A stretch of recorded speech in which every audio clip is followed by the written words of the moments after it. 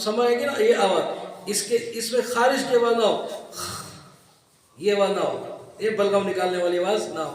اچھا یہ اسی جگہ سے ایک اور حرف نکلتا ہے غین، غا، اس میں آواز ہو، آواز غا غا غا، یہ آواز غور سے سنو اور اس طرح آواز بنانی ہے. دیکھو یہاں تین آوازیں ٹوٹل، صحیح ہے؟ ایک میں سانس چلے گا، ایک میں آواز چلے گی، اور ایک میں خارش بلغم. یہاں میں نے جو آواز نکالی ہے یہ خا کی آواز ہے.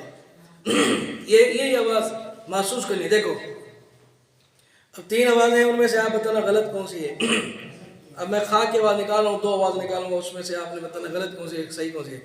خا خا، بات والی صحیح، بات والی سی نا. اس کا تو آپ کو غلط کا پتہ چل گیا ہے. ہاں اچھا اب غین پڑھ دیں، غا غا. بات والی صحیح. یعنی کہ اس میں جو خارش کی آواز نا وہ ختم کرنے، باقی دو برقرار رکھنی ہے. ٹھیک ہے؟ ما ما ما، آواز چل دے، آواز چلتی رہے. ٹھیک ہے؟ آواز چلتی رہے، لیکن اس میں وہ جو تھر تھراہٹ ہے نا خارش والی بلغم والی، وہ اس سے بچا کے رکھنا ہے. یہی تو کمال ہے قرآن پڑھنے کا. ہاں ما ما ما، آواز تھوڑی دیر چلتی رہے. بولو بولو بولتے رہو.